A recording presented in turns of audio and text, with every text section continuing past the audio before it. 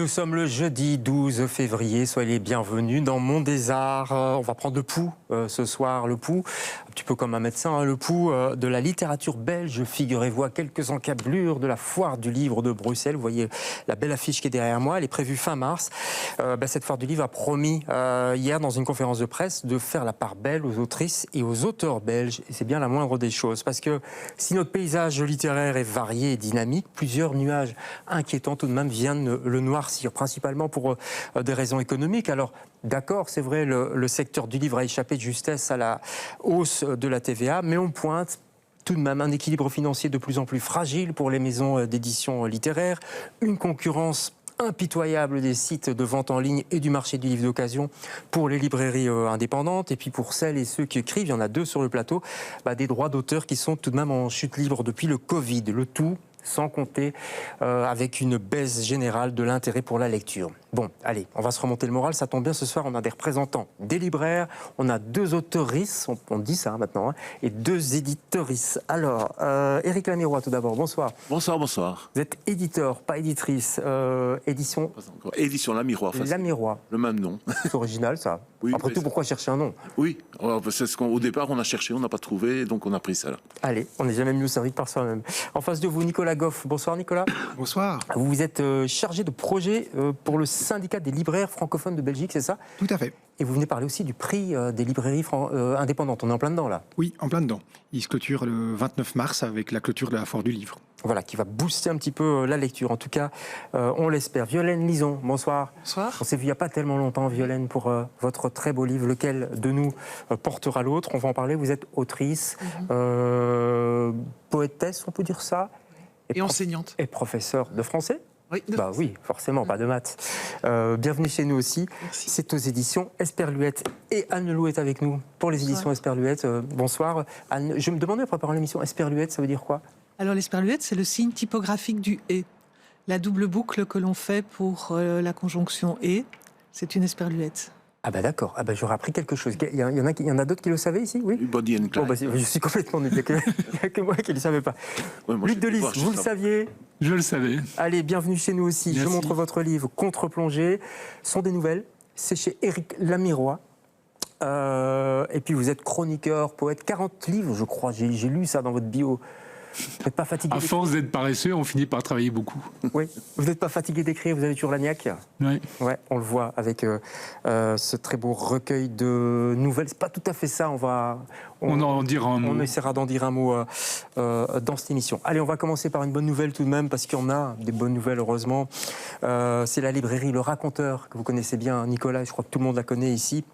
Bel emménage, figurez-vous, fin avril ou début avril dans un bâtiment, le bâtiment qui abritait Cook & Book auparavant. On est à Woluwe-Saint-Lambert. Plus de place, donc plus de visibilité pour les livres. Regardez.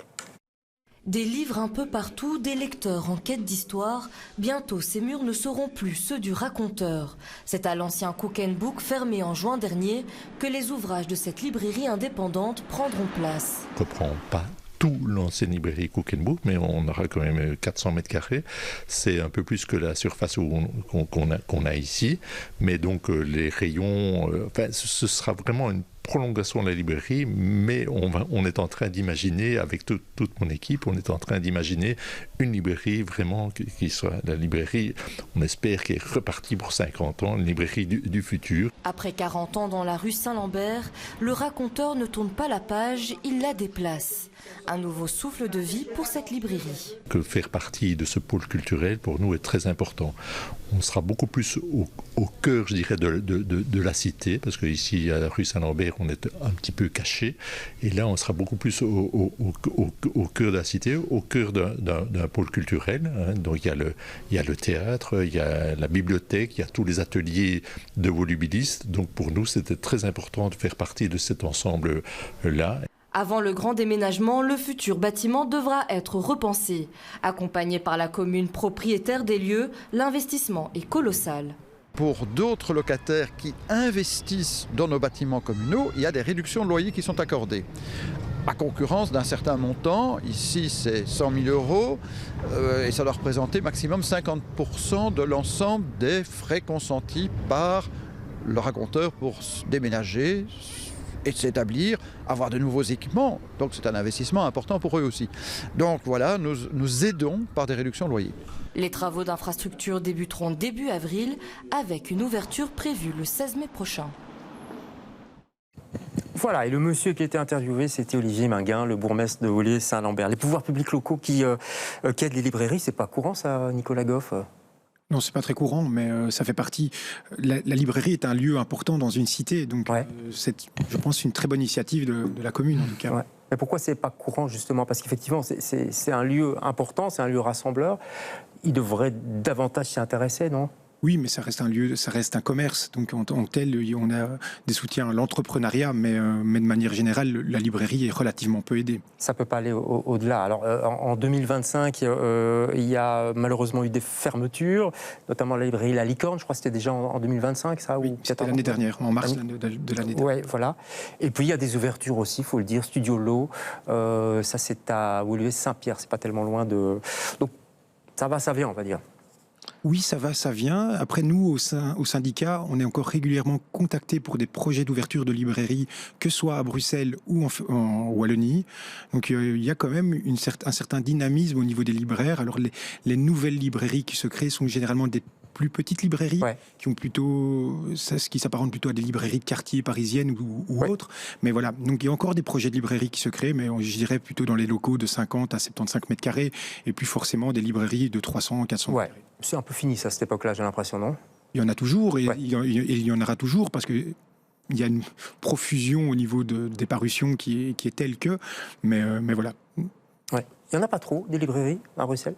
Il n'y aura jamais de trop de librairies. Ouais. Vous êtes d'accord avec ça? Je ne sais pas, Luc, les auteurs là, non, il faut des librairies, voyons. Il faut des librairies parce que c'est pas des lieux uniquement où on achète des livres, c'est des lieux où la rencontre avec l'écriture, avec la littérature, et pas seulement les auteurs, mais aussi l'objet magnétique que peut être un livre, peut se faire à cette rencontre. L'achat en ligne, on achète que ce qu'on connaît déjà. La librairie, c'est un lieu de découverte aussi, de surprise. Ouais, et puis dans une librairie, il y a un libraire ou une libraire, évidemment, c'est ça qui est important, Violaine, non? Oui, moi pour l'instant, je fais pas mal de librairies pour mon livre. Oui, vous êtes partout, on va en parler. Chaque librairie a son âme et sa façon de défendre certains livres, et donc on a besoin, surtout dans certaines maisons d'édition plus petites, d'avoir des libraires qui font le relais. Enfin, moi, je suis vraiment heureuse et admirative de voir ces libraires qui coexistent et qui se parlent, quoi, et qui sont dynamiques et qui sont enchantés parce que découvrent. Et c'est quand même ce travail-là, la découverte. Ouais. Et en tant qu'enseignante, je suis heureux, je pousse mes élèves à y aller, parce que c'est là qu'ils vont découvrir la littérature et pas sur leur plateforme. Anne Leloup, vous êtes son éditrice. Comment ça se passe alors? C'est vous qui appelez les librairies pour organiser des rencontres ou pas? Alors, pour les rencontres, ça vient souvent des libraires. C'est souvent un souhait de la part des libraires. On les sollicite aussi, évidemment. C'est un dialogue. C'est un dialogue qui se fait aussi quand on va présenter les livres en librairie, quand on fait ce qu'on appelle la diffusion. Parfois, donc le diffuseur peut proposer bien sûr, des rencontres. Peut proposer des rencontres. Enfin, c'est un faisceau de contacts, de rencontres qui aboutissent à promouvoir le livre du mieux qu'on peut. Ouais. Même chose pour vous, Luc? Oui, et puis surtout une empreinte locale, c'est-à-dire qu'un auteur ne commence pas à aller directement à Liège, s'il habite Bruxelles, je crois qu'il doit commencer dans son quartier, il doit commencer autour de lui, faire venir ses amis dans les librairies, donc du coup, c'est un cercle vicieux, non, plutôt vertueux. C'est-à-dire que, voilà. S'exclame Luc. Mais c'est pour un peu mettre de l'ambiance. Et donc, se dire que, bien entendu, ça fera venir des gens chez Scarebook parce qu'ils se sont dit, je vais venir voir Jacques Richard parce que je le connais, et je ne connais pas encore cette librairie-là. Donc ça devient intéressant. Et puis au fur et à mesure, Jacques Richard va chez Maupassant, et puis il ira peut-être à Namur. Ouais. Par contre, Violaine, vous êtes tournaisienne, vous êtes aux quatre coins de la Belgique francophone, j'ai l'impression. On pourrait vous suivre presque à la trace, non? Oui, c'est une tournée. Ça vous plaît? C'est une tournée, c'est la chanteuse Violaine Lison. Non, mais je vis ça vraiment, c'est très gai en fait, et de vraiment vivre la librairie. Chaque libraire apporte vraiment son... Ah oui, ça touche, moi je suis vraiment... je me lasse pas en fait. Et les lecteurs et les lectrices sont là en fait, c'est ça, on les rencontre, on les voit en chair et en os. C'est fabuleux, c'est là que ça se passe, c'est la transmission en fait. Ouais. La transmission. Luc, pareil. Oui, il y a quelque chose qu'on ne dit pas assez, c'est que les écrivains et les écrivaines ont un corps, et ce corps représente représente un petit peu le travail d'écrivain. Pas le corps radieux, mais simplement la présence, une certaine façon de parler, de regarder les choses. Et je crois même que quand on est vraiment écrivain, la façon dont on parle, la façon dont on se tient, a quelque chose à voir avec la façon dont on écrit. Donc il y a une espèce d'accélération du rapport au lecteur. Et je crois, si je peux me permettre, si je peux le dire, c'est qu'il y a aussi un engouement des lecteurs et des lectrices pour les écrivains belges. Il y a quelque chose quand même qui se passe, parce que ça raconte des histoires, notamment celle-ci, et puis les vôtres aussi, ça raconte des histoires qui se passent chez nous. Enfin, il y a presque une connivence qui se fait, non ? J'ai l'impression, je sais pas... oui, voilà, peut-être, oui, mais... Il y a un rapport presque naturel, c'est ça que je veux dire. En tout cas, c'est un peu, peut-être aussi, je ne sais pas si c'est de la fierté, mais j'espère en tout cas qu'il y a une volonté de défendre l'auteur belge et de se dire c'est quelqu'un de chez nous. Je sais pas, Luc, on s'était vu dans une librairie à Scarbeck, pour pas la nommer. Effectivement, il y avait des gens de Scarbeck qui disaient mais Jacques Richard, il habite Scarbeck. Enfin, vous voyez ce que je veux dire ? Il y a une espèce de... Tout à fait. Et je pense que c'est vraiment la carte locale doit être jouée à fond avec tous les intervenants du secteur, que ce soit les libraires, que ce soit les éditeurs. Et c'est une collaboration, bien entendu.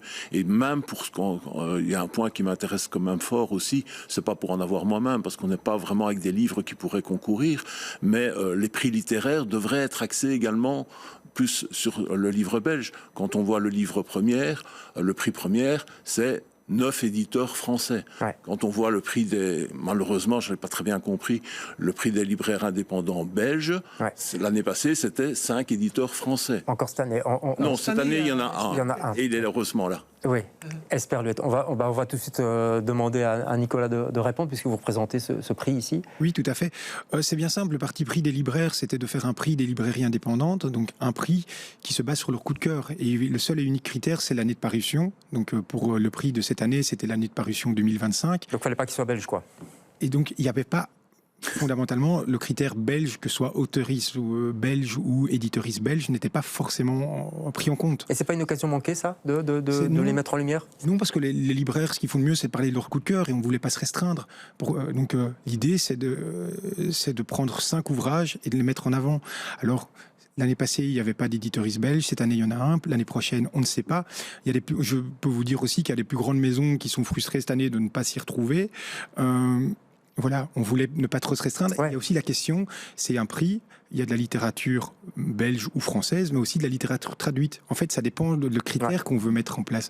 Eric, moi, je veux préciser aussi que les librairies indépendantes mettent les livres belges à l'honneur toute l'année. Alors, dans une certaine mesure, et chaque libraire est indépendant, donc il fait son choix, mais c'est toute l'année qu'on défend la littérature. En gros, ils le font, non ? En gros, ils le font quand même. Le travail de défense de la littérature belge, ils le font. Je ne sais pas, Eric, ce que vous en pensez. Je suis partagé, bien entendu. Un libraire n'est pas un autre. Mais effectivement, si je regarde l'année passée, moi, j'étais simplement voir... c'est les Avril, donc les éditeurs qui ont gagné. Ouais, et ils se sont fondus d'un post sur leur page Facebook. Donc, je trouve que ce n'est pas très intéressant, ni pour l'auteur, mais de toute façon, c'est un éditeur français, mais se dire, tiens, voilà, quel est vraiment le retour de ce prix, en tout cas, pour les éditeurs belges ou les lecteurs belges ou les auteurs belges. Et je pense que c'est intéressant d'axer peut-être plus sur la littérature. Mais chacun fait bien entendu ce qu'il veut, ça c'est clair. Une réponse bien à ça. sûr, chacun fait ce qu'il veut. Et puis après, il y a eu plus qu'un petit post sur les réseaux. On peut le dire, les éditions Les Avril ont été très reconnaissants et ils sont même...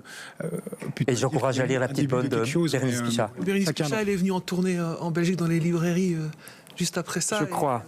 Depuis le Havre, donc elle a fait le déplacement. On va parler de 2025, même si on est en 2026, parce que c'est un petit peu toujours l'heure des bilans, hein. On est en février, mais c'est encore un peu...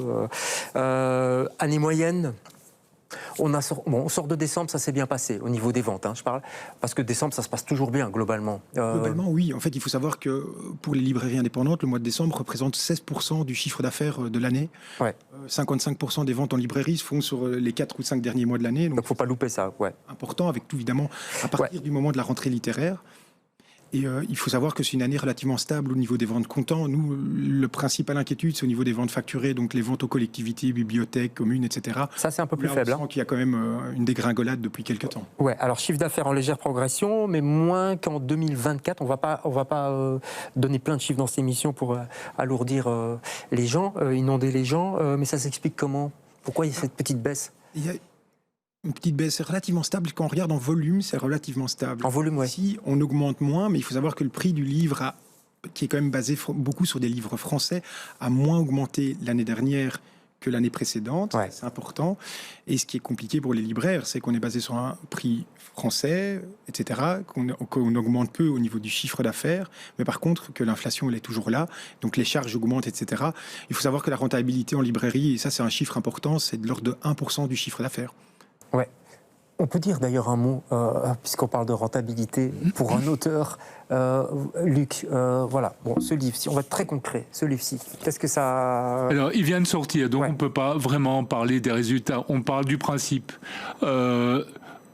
Couramment, il coûte 20 € à la vente. Couramment, l'auteur a 10%, mais c'est 10% hors TVA. Donc, à la louche, ça doit faire un gros €50 pour l'auteur par livre vendu. Donc dans votre poche, vous avez 1,50 €. Brut. Je rectifie, c'est- brut. Ah, il y a l'éditeur qui n'est pas d'accord. c'est net. Non, chez nous, c'est 10% du prix net. Enfin, du prix de vente. D'accord, très bien. Donc, Bah, tu auras 2 Ouais, euros. ouais. Pas 2 euros. Et enfin, que ce soit 1,50 Ça € dépend ou des 2 contrats, €, bien entendu. on voit bien, ça dépend du prix de vente, on voit bien l'ordre de grandeur. Un livre comme ça m'a pris peut-être, je sais pas, 1 an et demi. Si j'en vends 1000, ce qui est pas si mal en Belgique d'en vendre 1000, c'est même plutôt une ambition haute, ça ferait... Allez, mettons, en criant fort, 2000 € brut, parce qu'évidemment, je vais payer mes charges sociales, les impôts, le précompte, que Ah bah sais-je. oui, ça, vous n'y échapperez pas, hein. Donc, c'est très clair que 2000 € brut pour 1 an ou 1 an et demi de travail, c'est pas là, c'est pas sur les droits d'auteur que se fait l'activité matérielle d'un écrivain. Mais ça ne veut pas dire pour autant, je termine par ça, ça ne veut pas dire pour autant qu'il doit avoir un métier en dehors. Parfois on en a un, parfois pas. Moi, j'ai jamais eu vraiment de métier en dehors, Donc, mais ça ne veut pas vivez de dire... votre plume, comme on dit. Mais je vis de ma plume, mais pas de mes droits d'auteur. La nuance est très importante. D'accord. Je donne des cours, je fais des études, je fais du script doctoring pour des films, etc. Tout ça, c'est des émanations de mon activité d'écrivain, mais c'est pas strictement la vente de mes livres. Mais j'aurais pas ces revenus si j'étais pas écrivain. Donc, d'une certaine manière, il y a une sorte d'équilibre qui se fait. C'est marrant de dire vivre de sa plume, parce que c'est vraiment une vieille expression. Ouais. Je sais pas, c'est joli, hein. Oui, il y a un petit côté en vol. Vous, votre plume, par contre, elle est un peu cabossée parce que vous êtes prof à côté. Donc, c'est pas possible de vivre que... Parce que prof, c'est un beau métier. Bah oui. Qui m'inspire beaucoup. Non, moi, j'écris, j'ai un 4/5e, je suis à 4/5e temps. Et donc, j'ai un jour par semaine pour écrire. Ouais. Mais ce jour par semaine, mon livre ne couvrira jamais le 5e temps de mon horaire manquant. Mais c'est pas grave, voilà. Mais parce que j'ai décidé, ça, c'est un choix. Ouais. Maintenant, moi, je pense à tous ceux qui crèvent. Hein. Donc, c'est le métier. Il y a une précarité, on peut le dire quand même. Hein. Ouais, complètement, quoi. Et dans la bande dessinée aussi, on n'a pas le temps de parler de la bande dessinée aujourd'hui, mais c'est assez catastrophique. Ouais, c'est catastrophique, évidemment. Ouais. Si ce prix, si par exemple elle gagne, Violaine, le prix des librairies indépendantes, ça va booster les ventes, vous allez les réimprimer, etc. Mais d'abord, on croise les doigts, et puis oui, peut-être, on verra bien. En tout cas, on est déjà. C'est un livre qui est sorti en octobre, et on est déjà à la 2e réimpression, donc au 3e tirage. C'est génial. Ce qui est pas mal pour une maison comme la nôtre. Et tout ça est très joyeux. Je n'ai pas grand-chose d'autre à dire par rapport à ça, si ce n'est qu'effectivement, un prix comme celui-là, c'est une visibilité en amont aussi, et que c'est certes très bien d'avoir le prix ou d'avoir un prix. Moi, j'aime beaucoup les prix de lecteurs, parce que c'est aussi des gens qui lisent le livre. Bien sûr. Et ça, c'est vraiment précieux. Ouais. Je pense que c'est une grande force aussi de ce type de prix-là. C'est que ça fait circuler les livres, ça fait circuler l'information, ça fait des rencontres. On parlait des librairies, c'est des gens qui se parlent, Et puis, voilà, on ne l'avait pas vu important. venir, si je puis me permettre. Violaine, il y a comme ça des livres qui arrivent. Moi, je pense à Adèle Lyon, l'année passée, qui a aussi cartonné dans les ventes en librairie. C'est une Française, mais on ne l'avait pas vu venir non plus. Et puis, tout d'un coup, ça a fait des chiffres de vente assez incroyables. Je trouve qu'il y a des belles surprises. C'est ça aussi, le monde du livre, non, Luc? Le monde du livre, à mes yeux, à part l'expérience même d'écrire et d'être publié, c'est des métiers qui accompagnent ce monde du livre pour un écrivain. Mettons éditeur, je pourrais dire libraire. Ouais. Objectivement, moi j'ai beaucoup de reconnaissance et d'amitié pour les éditeurs, en tout cas pour les bons, qui me font confiance, parce que c'est un métier, c'est absolument pas un projet commercial. Je veux dire, être éditeur pour s'enrichir, ce serait de la folie. Être écrivain pour s'enrichir, comme projet, ce serait de la folie aussi. Faut faire autre chose, quoi. Ce qu'il y a derrière ça, c'est quand même la passion, et pas seulement la passion de l'écriture du texte, mais aussi la passion de la rencontre, des échanges, de la stimulation. C'est un pari sur le bonheur, c'est pas un pari sur l'argent. C'est joli, c'est un pari sur le bonheur. Et pas sur l'argent, ouais. C'est très joli. Vous pariez sur le bonheur aussi, Eric? Oui, uniquement d'ailleurs. Oui. On ne fait vraiment pas ça pour gagner de l'argent. Passion, hein. Oh, absolument. Je pense que même les libraires, quand on parlait de pourcentage, s'ils ne le font pas par passion, c'est vraiment impossible. Et je voulais aussi signaler que dans les petits libraires, mais qui sont formidables, qui sont en train de se créer, certains sont là quasiment bénévolement. Ils sont des fois propriétaires du bâtiment. C'est 3-4 personnes qui viennent se relayer à la librairie, qui ne se payent pas. Donc, c'est pas encore les grandes surfaces comme on avait dans le temps. Hein. Ouais. Alors, pour revenir à cette étude qui est sortie par rapport au bilan 2025-2026, dans le top 20 des livres, c'est assez intéressant. Les plus vendus en Belgique, il y a Résister, qui est en tête de Salomé Saké. Donc, on est très content pour elle, devant La femme de ménage, quand même. L'inévitable femme de ménage. Je ne sais pas qui l'a lu ici. Résister, oui. Résister, oui, j'espère. La femme de ménage, non. J'essaie d'éviter l'IA, moi. Donc, D'accord. La première Belge est à la 9e place. On va tout de suite voir la couverture. C'est Caroline Lamarche, et ça, on est très content pour elle aussi, pour Le Bel Obscur, voilà, au seuil, qui a frôlé le Goncourt, d'ailleurs. Si elle l'avait lu, à mon avis, ça serait monté en flèche au niveau des ventes. Certainement. Non, ouais. Il y a toujours l'effet prix, hein.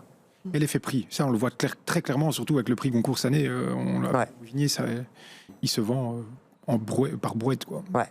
Donc la première place, il faut bien comprendre, la première place d'une Belge dans ce classement de vente de livres, plutôt en littérature, c'est la 9e place, c'est Caroline Lamarche. Elle est suivie par Philippe Boxeau, inévitable Philippe Boxeau. Qui a lu Philippe Boxeau ici? Elle est quand même un courageux qui ose le dire. C'est quand même un auteur qui a sauvé un éditeur. Kennes. Ah bah oui. Ouais. Ah oui, complètement. Ils étaient à 15 jours de fermer la boîte et là ils sont à 1 million de livres vendus, c'est fantastique. Ouais. 10e place, Amélie Nothomb évidemment.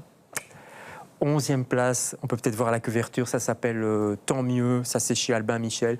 C'est une valeur sûre, comme on dit pour un libraire, ça non? Ça c'est sûr. Oui, chaque année il y a un nouvel Amélie Nothomb et c'est des ventes entre guillemets après, ça dépend. Ça fonctionne. Et puis belle surprise aussi pour Antoine Wauters, qui est un excellent auteur, et c'est Haute Folie, 16e place. Premier éditeur belge, c'est Kennes. Voilà. Il n'y en a pas d'autres, j'ai cherché, il n'y en a pas d'autres. Kennes, c'est une boîte familiale, plutôt à Genappe, c'est la famille Kennes. Ils sont soutenus quand même par le groupe Hachette, il faut le dire, ça les aide pour la distribution. Et je me disais, au niveau de la distribution, comment ça se passe pour vous, par exemple? C'est aussi familial, donc vous, c'est une maison qui est à Neuville, en Mehaigne, c'est ça? J'arrive jamais à bien prononcer. Neuville-sur-Mehaigne. Sur Mehaigne, oui. Voilà, donc effectivement, nous, on a une diffusion internationale via les Belles Lettres. Et donc, on a aussi bien... notre plus grand marché, c'est la France, évidemment, et puis la Suisse, le Canada, et puis ça s'élargit un tout petit peu pour certains titres. Et en Belgique, on assure nous-mêmes la diffusion, c'est-à-dire qu'on a gardé une forme de proximité avec les libraires, on les rencontre. Donc vous y allez en personne, peut-être pas vous, mais... Pas moi en personne, mais ma collègue s'occupe plus particulièrement des libraires belges. C'est important, ça, de garder ce contact?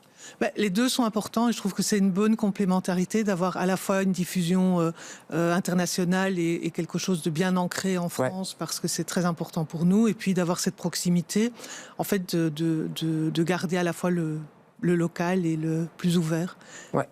Et puis la France, c'est tout un immense réseau quand même de librairies indépendantes également, quoi. Ah oui, ça c'est... Il y a beaucoup. C'est une force. Plusieurs centaines de librairies indépendantes. Oui. C'est le rêve là-bas. L'international pour vous, Luc, comment ça marche? Pas du tout. Luc, pas du tout. On a fait une croix dessus, simplement parce qu'on a aussi fait nos calculs. On sait qu'un éditeur belge a très très difficile à percer en France. Donc ils sont très protectionnistes.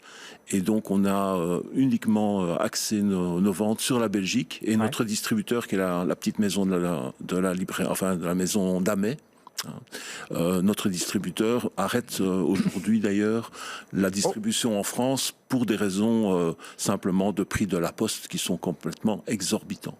Oui. Le prix d'envoi d'un livre, c'est exorbitant. Il faut se dire que si on doit envoyer nous un livre en France, en colis c'est 11,10 €. Je ne sais même pas avec des timbres, on est à 15 € quasiment. Ouais. Donc et pour un tout petit livre comme on en a chez nous, c'est déjà 2,50 € pour un livre qui coûte 5 €. Comme ceci par exemple. Oui, donc je montre les petits livres. Ça s'envoie dans une simple lettre et c'est 2,50 € pour la France. Donc c'est complètement impossible. Donc on a fait le choix d'axer uniquement nos ventes sur la Belgique et sur nos libraires belges. Et là, Luc, vous dites pas mince, j'ai pris la mauvaise chose, quoi. Je dis mince d'une certaine manière, mais d'abord c'est un pacte. Je veux dire, on sait quel éditeur, ce qui vous apporte, ce qu'on lui apporte, ce qu'on en reçoit. Ouais. Mais il y a quand même deux choses. C'est que la première, c'est que la vente en ligne, ça existe, hein, et qu'un certain nombre de gens qui en France me disent où est-ce qu'on le trouve, indépendamment du fait qu'il y a la librairie Wallonie-Bruxelles qui a une petite surface de diffusion. Oui, à Paris.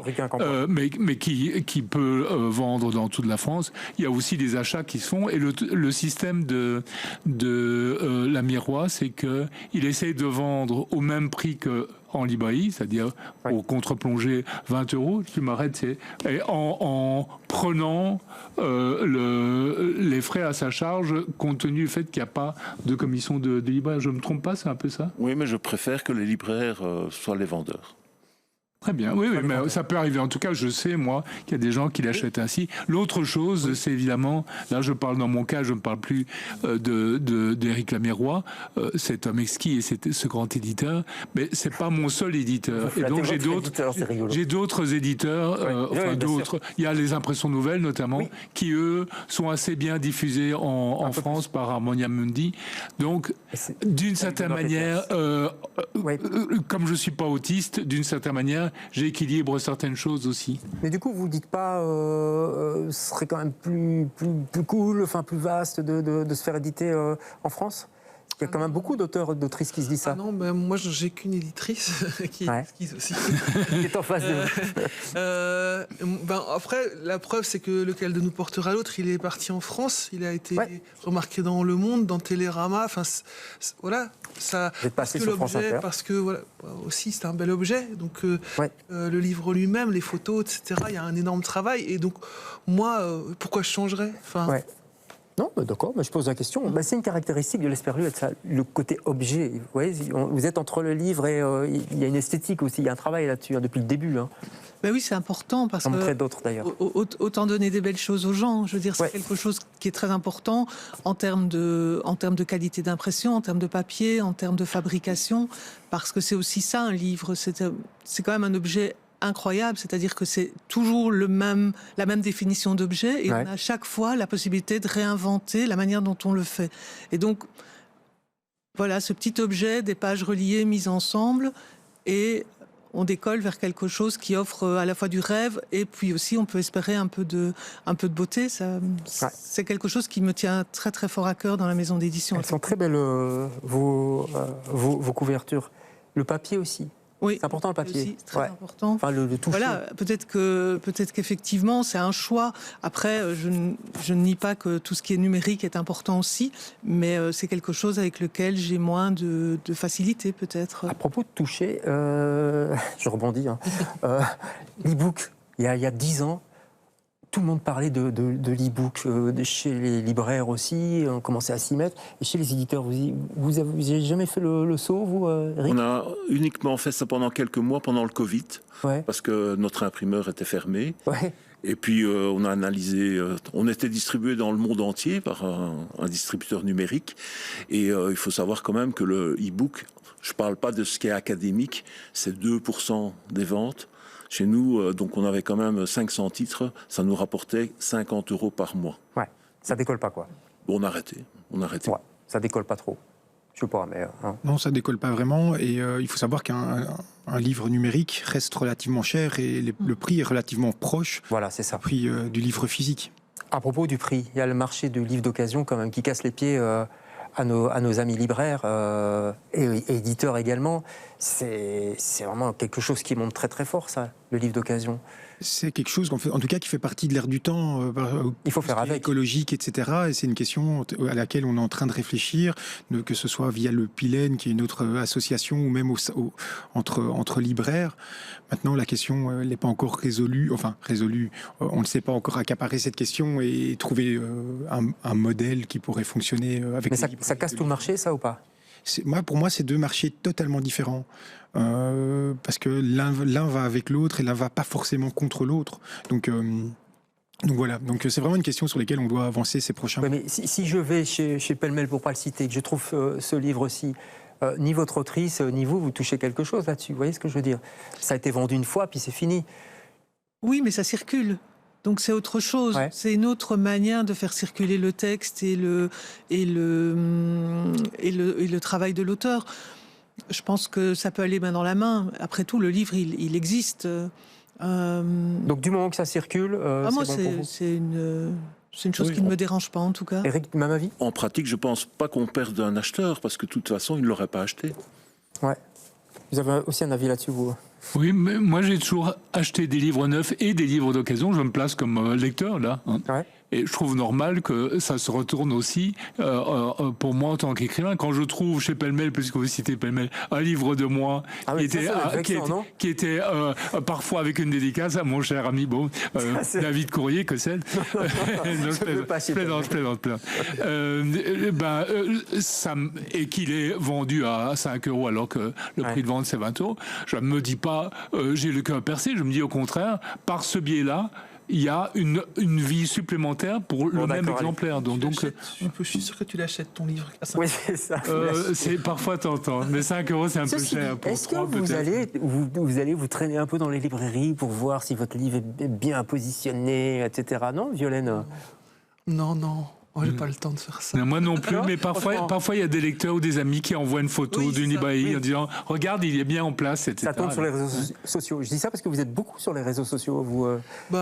Oui, je suis pas... Enfin voilà, je me dis que c'est aussi une circulation et je crois qu'on peut pas vraiment faire l'impasse là-dessus. Et puis c'est vrai que c'est maintenant, quoi. Le livre, il est sorti. S'il y a pas... Ouais, si on n'en parle pas maintenant, on n'en parlera plus. Pas maintenant, on n'en parlera plus. Et c'est gai. Puis c'est pas que moi qui poste, c'est des échanges. Enfin, c'est très absolument, je suis d'accord. Ça se passe vraiment là-dessus. Et puis on peut pas trop s'en passer. Je crois que les libraires aussi utilisent beaucoup pour montrer leur coup de cœur, etc. Ça donne une émulation, non?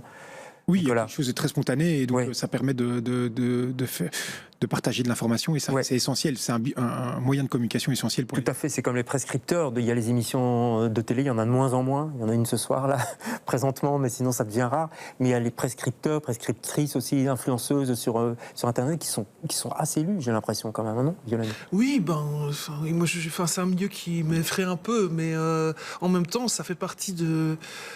Voilà, je pense qu'il faut tout prendre, tout ce qui peut créer les échanges de livres, qui peut amener les gens à lire. Enfin, moi, je vois que ça avec mes élèves, simplement, les ados. Voilà, si c'est là que ça se passe, tant mieux. Tant mieux. On dit les réseaux sociaux, mais on découvre très vite que chaque système de réseau social est différent. Hein.